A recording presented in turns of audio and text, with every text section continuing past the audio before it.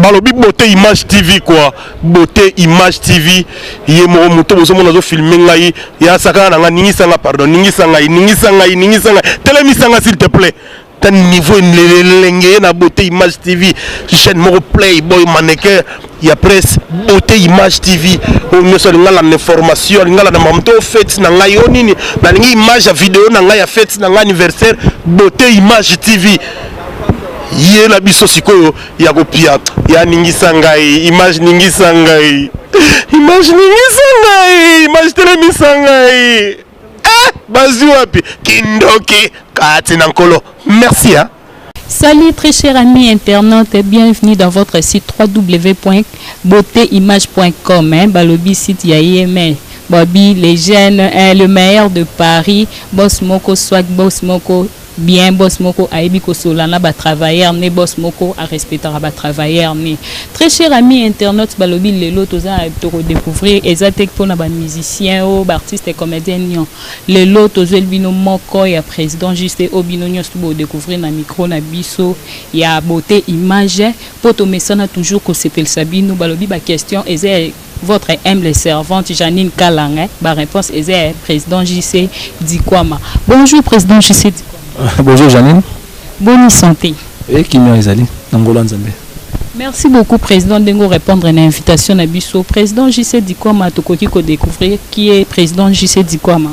En fait JC Dikwama naza président ya ACODEC, Action communautaire pour le développement des kilomètres 3 unifiés.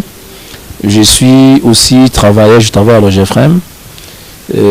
Aujourd'hui je suis délégué syndical. Président, pourquoi au CPLA qu'on créé association et à ACODEC? C'est au qu'on découvre. En fait, la CODEC n'a pas été créée par moi. Ça fait que j'étais l'un des promoteurs entre guillemets. Hein. Les aguilles, il y avait un abbé, un prêtre là, à Zaman kilomètre de Koufaki. Alors autour de ces dés-là, tout ça qui va organisation tout le monde qui souk à la matin pour créer structure pour qu'il plus loin. C'est comme ça que tu crées une association de action communautaire pour le développement des kilomètres 3 unifiés. ACODEC et Salara. En fait, ACODEC est allé na misali bilé salaka, mais priorité ACODEC est allé lutter pour na quel truc est bosso. Donc quand nous lobby action communautaire pour le développement, nous voulons que ces quartiers soient développés. Il y a mon objectif global, mais aussi tout ça a un objectif spécifique. Hein.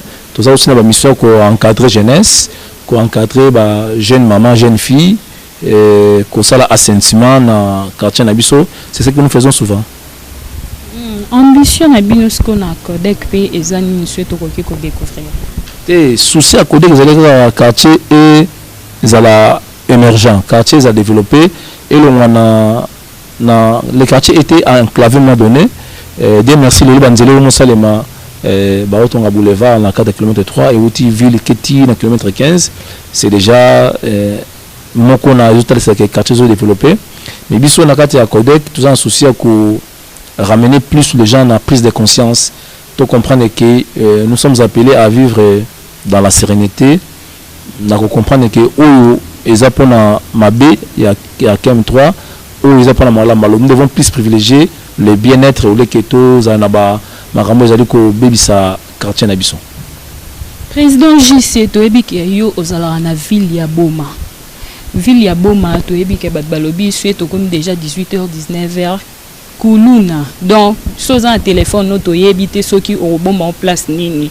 Ozanelo mo ya valeur na nzoto na donc okomi ko banga kala toyebi ke ville ya Boma ezalaki donc bat bazako respecté bat nanzela kuluna ezala été du coup toyo yo kakia kuluna et koma kuna makasi. Pourquoi? Te kuluna m'a donné René makasi hein, mais on a bien en plus ces qui conflit ba quartier interquartier et on les voit qui ampleur voit qui connotation à comment dans niveau ils avaient quoi ba kuluna mais biso au niveau à Codec tout ça qui moko balisanga to lancer qui campagne wana auto benga qui to tchanase lutte contre les conflits interquartiers. Nzambe Asunga Kibiso, Dieu merci. Nous avons été voir plusieurs jeunes du quartier, de plusieurs quartiers d'ailleurs de la ville de Boma. to kendaki na bandeko ya ka on atra tout temps na ba jeune belé na pesi mbote na ndeko na ngai to bengi nkoyi eza moko ba jeune basunga biso poto ko tsaki mais na ka on atra to le na ba dinalo na ba quartier belé vraiment to tambola ki to sanjaki ba jeunesse to le na ba télévision na ba radio. Merci beaucoup na ba chaîne où soutenaki biso accompagner biso sans trop de difficultés, Sarah TV et puis na RTB, ce sont les deux chaînes qui nous ont accompagnés sans trop de difficultés. Et lelo maman Janine kuluna na boma eza sous penza te na rôle bateke sili totalement parce que quelque poche résistance ezali mais kota dinalo nengo lingeli kena ka onatra kena sekambote le kana table ronde na réservoir na Nibak na KM3 na Saiko na colonie na ville. Tu ne seras pas inquiété lelo peut-être bon batumi baza peut-être mal intentionné monika ba mboka nous même na ba mboko leki démocratie ba acte barbarie ils ont raté même les États-Unis, dans Washington, aucun dans Johannesburg, en Afrique d'ici, dans Soweto, partout dans plusieurs villes du monde, ils ont raté, mais nous faisons un effort pour que la paix, la sécurité et zone totalement bon les agina. Président JC biso to yebi ke mutu akoti kotika musala oya sala facilement te neti kuluna pona bango ekoma lokwa ya musala na bango alors bino bato bo sala ke bo pekisa bango kikuluna wana bo prometa bango neti nini bo pesa bango misala ou comment po batika ka kikuluna na facilité bongo te to pesa bango misala te parce que tozana misala ko pesa bango te bato bazana ningi support misala zali l'état congolais. C'est le gouvernement qui doit assurer le travail des il y a battu plus certains privés hein bisoto même bango na toli na kutasa bango ke non soki otie mutumbili na ndeko na yo soko otie obotori mutumbongo to zokisi mutu azokisi azamu payate azaka ndeko na yo au congolais avant na kati ya boma oyo boye bandi na tongo bomona na soit ozokisi ndeko na yo binde kwa muninga eza malamu te. Ils ont compris mais aussi un moment donné moni pour écouter qui exerce une activité te ezaki moko na bité que ça yango mais certainement c'était parmi les points où c'est vrai que ba jeune bazanga bisika okende mais depuis que l'activité il y a pour raison nango normalement ba kamia kale comme nango ya biloko saison nango en vague en tout cas so luki bambe ba mettre mbolek za bazana kati ya terrain ba la coopération na bango ba mettre ba champion ko bazana kati ya coopération donc lelo jeunesse aboma ezasuna makambwana penza te na rotala batu bakena ko mbongo na bango na kati ya bilokos hein mais l'état peut à tika kati batu bafina bilokos il a l'intérêt à ko créer ba emploi pour ko rassurer servir à la population nae au moins quelque part peut ba banda ba ko continuer ko sa kuluna na ba mona bino lokwa bo pekisa ba na mis na bino ba sali semblant poto yaka na boma to mona na mis no trop de kuluna mais moi respect moko ezalaki envers you au moins na sens à bongo. Bon, en tout cas, moi certaines résistances n'a pas raté. Mais nous continuons à sensibiliser la jeunesse. Il y a que 5 ans qui tout lingana, tout zabandeko, monguni azate, tout tika kikuluna. C'est vrai, misala ezala ngo pasi pe banda pasi banda kala. Mais tout pour le kambongo on a méthode mususu. Ezala kala na ko tia mutumbelité, ko botla mutelo côté, pour que ça on peut bien malaki. Donc jeunesse baza consciente de l'eau qui singeli toute la direction moko to sangana to tonga ville na biso ya boma. Merci beaucoup président JC mais bino bozalaka bombo pekisi bakulu na po boyebike lobby nango kuna herbe élection ko yo kaka au président JC a posé candidature na députation eza bongo te pona osomba nde to komi omona lelo mutu pa ke ko s'enrôler et komike il faut apesa 10 000 francs au PC carte no donc te ki voix na yo bien avant ata lelo OK ko voter te déjà mi voter là na yo pona déjà mutu asomba ka voix na yo na mbongo. Oui, nous doyons s'enrôler. Aza ceux qui opposaient candidature na députation, aye ko s'enrôler. Ndé zalaka ka population balandi ye boyeboy. Par après économique a utilisé batunaye, ye mo komi bimsita a utilisé batunaye, ke apesa batu ba mbongo batu ba pesa ba numéro ya carte électeur na bango. Ba pesa numéro ya carte électeur na bango pardon, ce ba pesi vote ko salama. Donc yo déjà mi voter là non vanda no kimia na ndao. Je pense pas que c'est faisable hein. Bon, je ne fais pas ça pour ma intention ou ma personne comme ça. Biso quand nous toba que non sous simple dit que quartier na biso ya kilomètre 3 PV la boma et kende liboso to vivre na bon ko na bonde ko na bolingo parce que to bana boma pas de et ngolo ba ke bana boma to zaka mutu moko betri ba pangi faut to zingila na nzora na bomosi mais un moment donné ko remarquer que no ba valeur culturelle kadulu ya vila boma ya ki dia ka vema muzimbana ya wona betu ngo monisa ba pangi ke faut to vutri la nzimulu na tama ndi babela ki boma na kala ke boma tambola na yo vanda na yo muto retumse wazate alors tous ont l'impression que les alliés malaba valeur culturelle boma za ko conserver et ils a sauté donc tout comme ko vivre na kata ba conflit kata ko fingana ko inana ba jalousie likambo salte ba koselio ba to mo mona o kende bo sauter qui monter à mabe ya moto ko conscientiser population ya boma to comprendre que no boma banda kala ezara na bizalio te bizalio peut-être to bité ut na mbora pa mais ezara qui monter na mabe biso mo bana boma exali que marambo comme boy ya ngana biso akodek to beta cete to ba ke esengeli to za la conscience ya ko vivre na souhaité ezali na kimia ya ngana kutu ezaki na kuna vacances to na ngoko lekisa. Nous avons organisé un tournoi, un championnat. Il y a interquartier et 5 quartier Belé. Dieu merci, il n'y a eu aucun incident. Mon quartier a bon mesure qui coupe wana. C'est ça qui Varese, ballon, puis nama mbongo moké. Et puis deuxième pas qui oyaye Varese, ballon en mbongo. Troisième maintenant 4 ballon. Donc il y a qui n'a qui miennos. Merci beaucoup, Président Jusset Ozo. Tom Laïté, to comme ko chité na émission na biso ya lelo.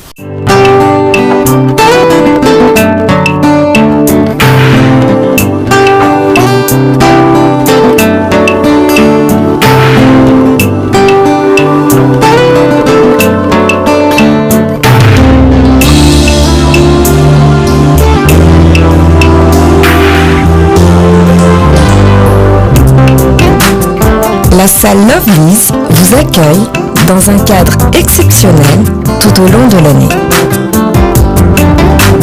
L'organisation de vos événements prend un temps considérable. Chaque détail a son importance. Lovely's sera à votre écoute et saura vous conseiller pour faire de cet événement un moment précieux et inoubliable. Lovely's, l'excellence à votre service.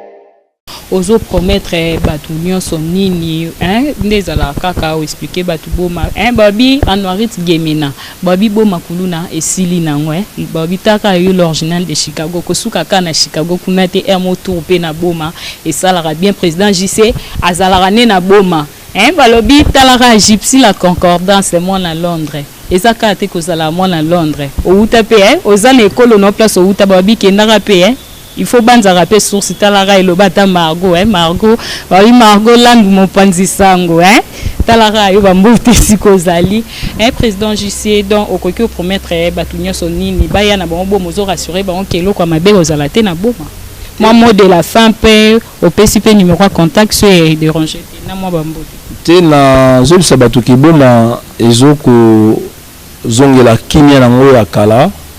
C'est vrai que l'autorité de la ville aussi est en train de faire un grand travail. La PCMBO, Madame Maman Marie-Josée Nonswami, Yende Mokonza Mabele à Boma, a aussi la paix fort nene na carte de conscientisation de la population de la ville à Boma, ainsi que l'autorité Moussou, à la police, à FARDC, à service de la sécurité. Dans ce cas, na Boma que tant au Sala Ikulu na au Sala wana mpayate, au Sala wana ndekuna vana na Boma. Donc tout ça l'intérêt à côté ba comportement na ya barbarie ça m'a la monter et surtout que Nzambe alingi to vanda na kimia nazo profiter à lancer message.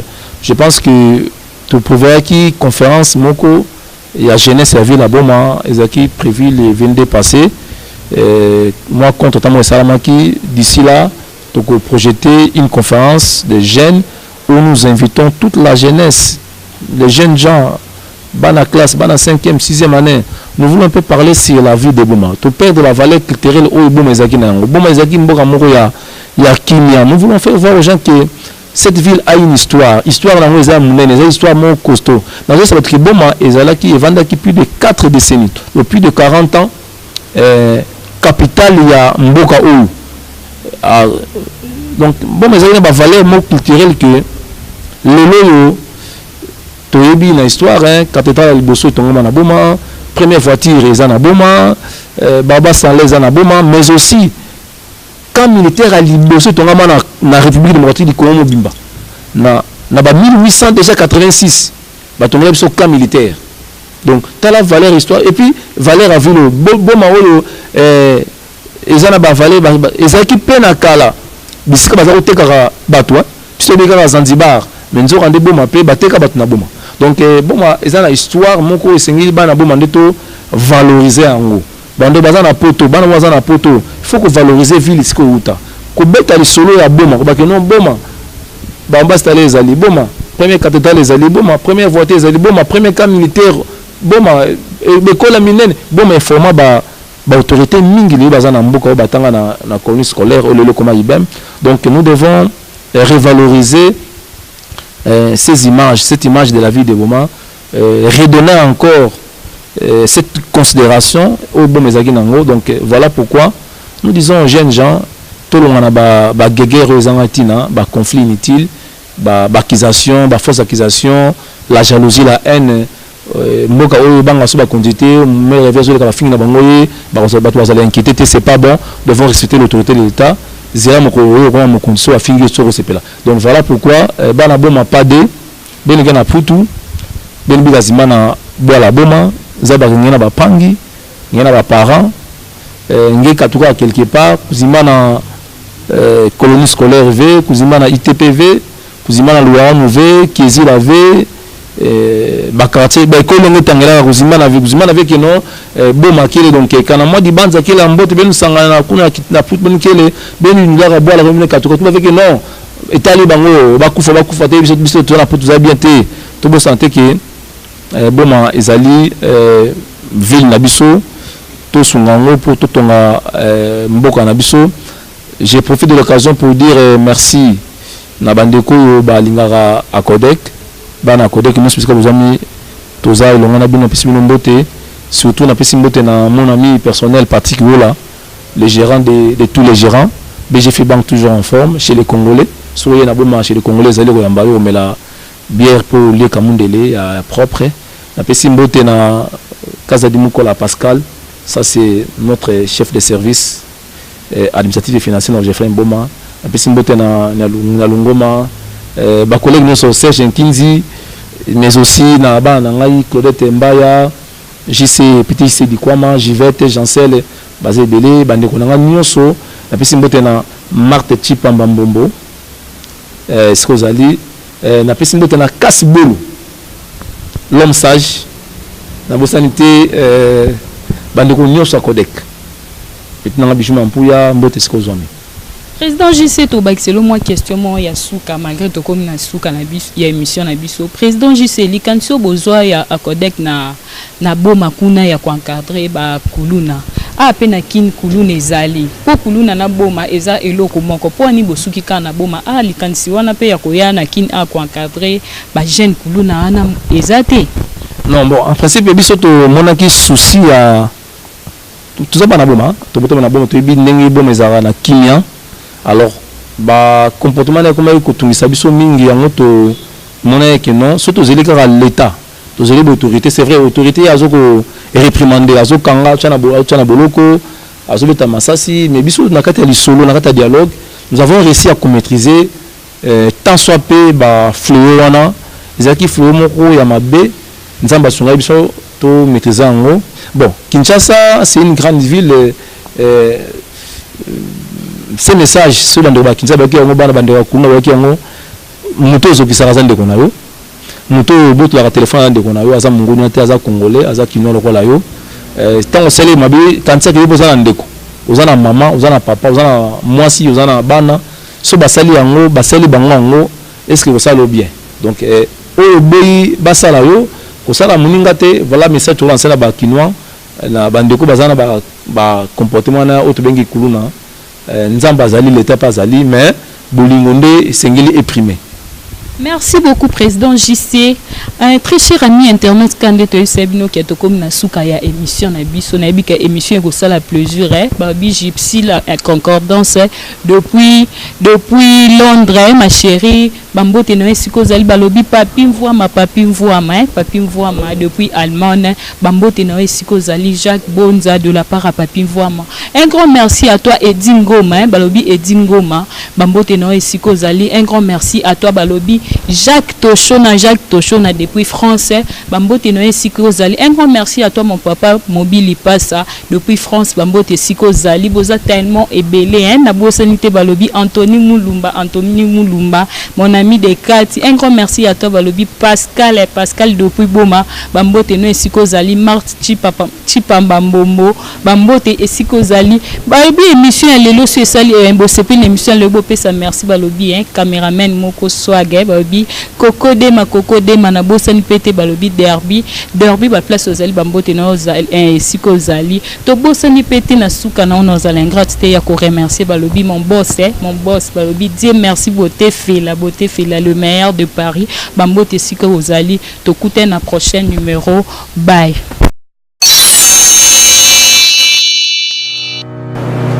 Je m'appelle Cynthia Kams et je viens de vous parler de la part de CP La TV. CP La TV est un décodeur qui va dans Mboka, partout où vous avez Congolais de la diaspora, au sommet CP La TV. Et ça va chaîne Congo, pays à Congolais. Que ce soit RTGA, que ce soit RTNC, que ce soit P1 TV, aussi Bundesimage, Genesis, Press Play. Donc la chaîne est appelée, il y a un Congolais, pays à Congo.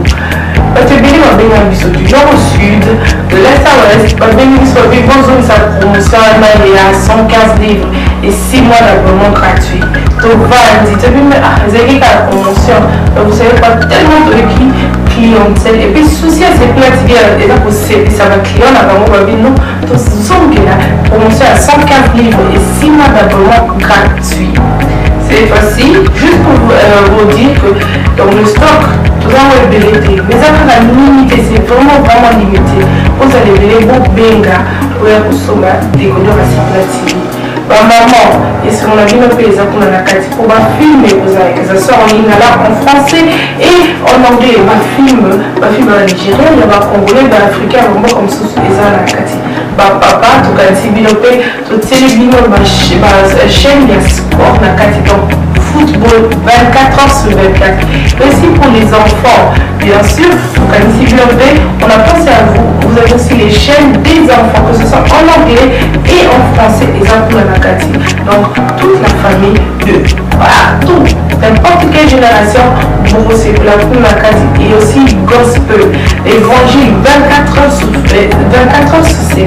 Pour la minute, beaucoup de certaines minutes, mais contactez-nous dès aujourd'hui, dès maintenant, quand nous vous envoyons vous avez un numéro, votre team de la BISO, pas coordonner la BISO, et puis BISO fait votre team de la BISO, c'est la TV.